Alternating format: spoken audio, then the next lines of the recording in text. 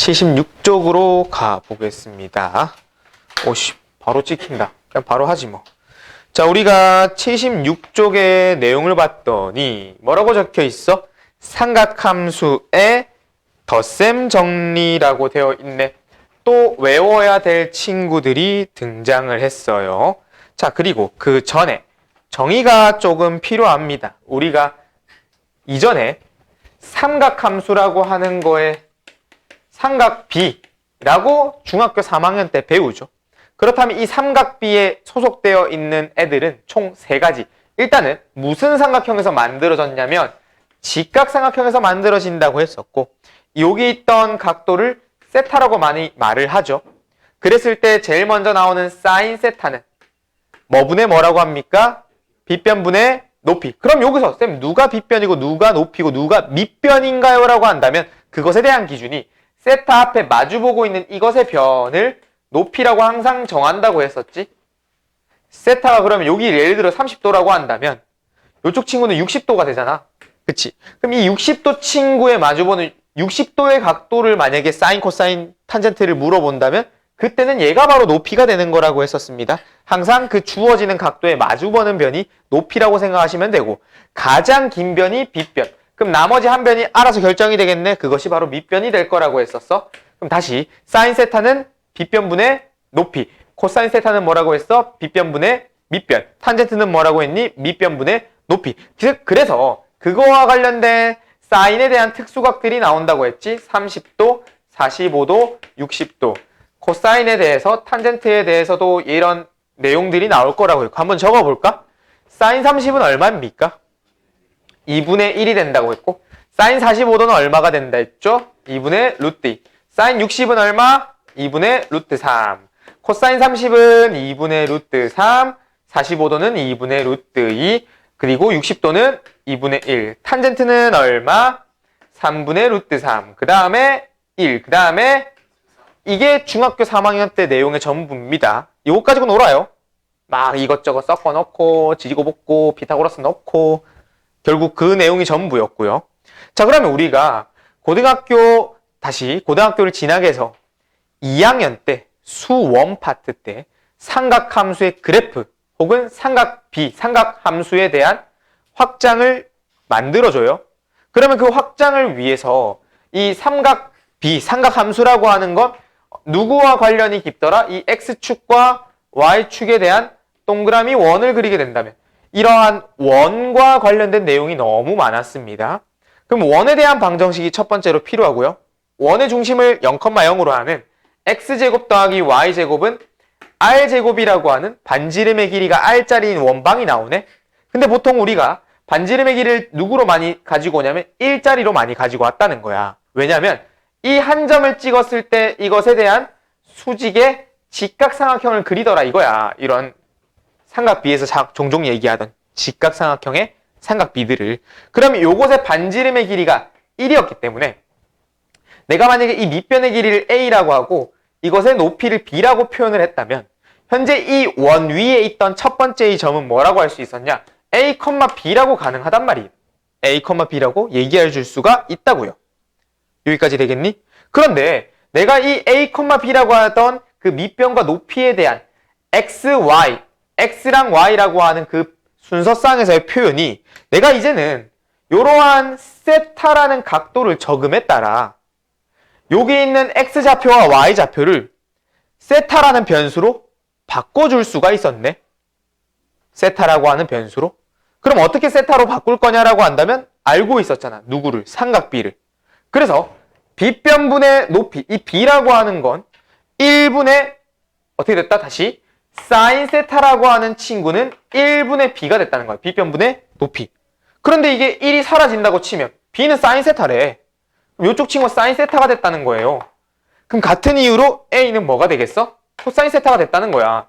그럼 우리가 이 X, Y 좌표에 밑변의 길이와 높이라고 하는 AB 길이 대신해서 이 각도에 대한 변수 코사인 세타, 사인 세타를 말해줄 수가 있었다는 겁니다. 그러니까 뭘로 만들어졌니? 이 삼각비라고 하는 크기를 이러한 길이가 일자리 단위원에서 밑변의 길이가 사실 코사인 세타, 높이가 사인 세타가 될 거랍니다 라고 바꿔줄 수가 있었고, 그러면 우리가 이러한 각도들을 뭐라고 표현하면서 동경이라고 하는 표현을 통해서 움직이는 그 반경들을 통해서 이 각각의 크기에 대한 x 길이와 y 길이들을 뭐 했어? 전부 다 코사인과 사인에 대한 크기로서 확장을 했다라는 거예요. 그러니까 이전에는 삼각비라고 하는 게 무조건 직각 삼각형에서 이루어졌기 때문에 그 세타라는 각도가 가장 커봐야 90도까지, 가장 작아봐야 0도까지인데 이제는 이런 단위원에서 각도들에 대한 확장이 가능했고 360도로 전부를 확장했었습니다. 되나요? 그러면 이 내용까지도 빠르게 짚어줄게요. 지금 여기 있는 76페이지의 내용과는 상관이 없는데 기본적으로 미적분을 할 때 이 삼각함수의 그런 특수각들은 알고 있어야 돼. 삼각함수의 특수각들은 빠르게 짚고 갈게. 3분만. 자, 그러면 X축, Y축에서 이런 동그란 단위원이 있었다고 가정을 해볼까요? 그럼 첫 번째, 우리가 이렇게 30도, 요 친구 45도, 요거 60도라고 해볼게요. 180도씩 더 키워보자. 좀 빠르게 짚을 거라 해서 크기가 너무 모양이 조금 이상할 수도 있습니다. 자, 그러면 우리가 45도, 60도에 대해서 호도로 바꿔볼까? 그 라디안의 표현으로 바꿔볼까요? 자, 그러면 30도는 얼마? 6분의 파이. 45도는 4분의 파이. 60도는 3분의 파이. 됐습니까? 자, 그러면 요 점의 좌표가 아까 코사인, 사인이라고 했죠? 그러니까 코사인 30, 사인 30은 얼마? 2분의 루트 3, 2분의 1이 된다고요. 그럼 얘는 2분의 루트 2, 2분의 루트 2. 그래서 코사인 45도가 2분의 루트 2, 사인 45도가 2분의 루트 2가 된다고 했고, 그럼 이쪽 친구는 얼마? 2분의 루트 3, 2분의 1이 되는 거였죠? 반대로 했다. 2분의 1, 2분의 루트 3이죠? 이렇게 된다고 했죠? 자, 그 다음에 우리가 이 60도 다음에 이거를 X축으로 생각하면 앞으로 30도, 45도, 60도만큼 앞쪽으로 간다면 얘가 120도가 됐고 얘가 135도가 됐고 얘가 150도가 될 수밖에 없겠죠.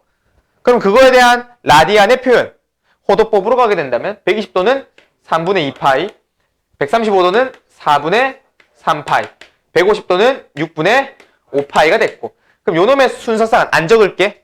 얼마가 됐어? 마이너스 2분의 1, 2분의 루트 3. 그러니까 코사인 120도가 나오면 마이너스 2분의 1이 나와야 된다고요. 사인 120도가 나오면 2분의 루트 3이 나와줘야 된다고. 특수각에 대해서. 그 다음에 135도는 얼마? 4분의 3파이니까 코사인 4분의 3파이. 이게 가운데 크기가 있지 45도만큼 옆으로 갔잖아. 그럼 45도는 항상 1대1 대 루트 2를 기억해서 2분의 루트 2, 2분의 루트 2가 나올 수밖에 없어. 근데 현재 여기 135도의 위치가 2, 4분면이네요. 그러니까 마이너스 2분의 루트 2, 2분의 루트 2가 되는 거죠. 자, 그 다음 이 점의 좌표는 x의 길이가 기네. 코사인의 길이가 제일 긴 특수각 얼마야? 마이너스 2분의 루트 3, 2분의 1. y좌표는 2분의 1. 그러니까 코사인 150도는 마이너스 2분의 루트 3. 사인 150도는 2분의 1. 코사인 여기가 6분의 5파이가 되는 거였죠? 그게 마이너스 2분의 루트 3. 사인 6분의 5파이는 2분의 1. 그러니까 위치와 그거에 관한 순서쌍들을 기억해서 특수각을 외우라고 얘기를 했었습니다. 수원 때. 그럼 나머지를 빠르게 채워볼게. 이제 설명 더 안 한다. 자, 요쪽 친구는 여기 180도를 기준으로 30도니까 210도, 225도, 240도. 얘는 270도를 기준으로 앞으로 30도니까 300도, 315도, 330도. 자, 그럼 이걸 라디안으로 다 표현하겠습니다. 얘가 몇 파이가 됩니까? 6분의 7파이. 얘는 4분의 5파이. 얘는 3분의 4파이. 그럼 얘는 3분의 5파이. 얘는 4분의 7파이. 얘는 6분의 11파이가 된다고 했었고, 순서쌍으로 가볼까요? 이 점의 순서쌍은 마이너스 2분의 루트 3, 마이너스 2분의 1. 요 점의 순서쌍은 마이너스 2분의 루트 2, 마이너스 2분의 루트 2. 요 점의 순서쌍은 마이너스 2분의 1, 마이너스 2분의 루트 3. 그 다음에 요 점의 순서쌍은 2분의 1, 마이너스 2분의 루트 3. 요거의 순서쌍은 2분의 루트 2, 마이너스 2분의 루트 2. 요 점의 순서쌍은 2분의 루트 3, 마이너스 2분의 1이 되는 거라고 했었습니다. 특수각들 싹 한 번 더 정리를 했고 꼭꼭꼭 머릿속에 다 집어넣어 달라고 했습니다. 여기까지가 수원의 복습이었고요. 이거 말고도 삼각함수의 성질이라던가 그거에 관련된 여러 가지 내용들이 나왔는데 그건 수원 알아서 복습하시고요. 완전 기초적인 내용만 한번 훑어봤습니다. 자, 그러면 우리가 삼각함수라고 하는 게 사실 사인, 코사인, 탄젠트만 있습니까? 라고 한다면 그렇지가 않았다는 거야. 왜 그렇냐면 사인과 코사인은 최대 최소의 크기가 무조건 마이너스 1과 1로 정해져 있었죠. 근데 탄젠트는 무한히 뻗어갔잖아.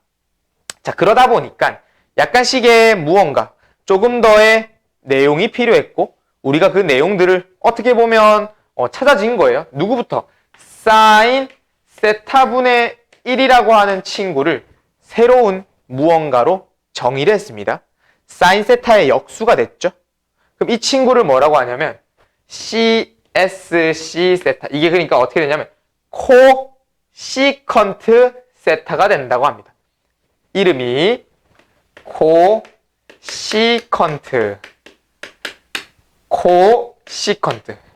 약간 라떼 시절로 가볼게요. 선생님 시절 때는 이렇게 CSC 세타라고 안 적고 이렇게 적었어요.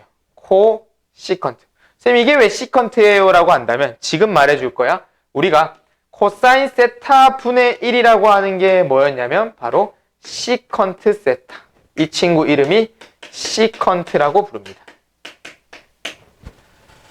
사인 세타 분의 1을 코시컨트 세타라고 정의를 하고요. 시컨트 세타, 다시 코사인 세타 분의 1을 뭐라고 한다? 시컨트 세타라고 할 거야. 그리고 탄젠트 세타 분의 1은 탄젠트 세타의 역수네. 그럼 이거는 어떻게 적냐면 코탄젠트 세타. 이름이 코탄젠트 세타가 됩니다. 되겠습니까? 코탄젠트 세타.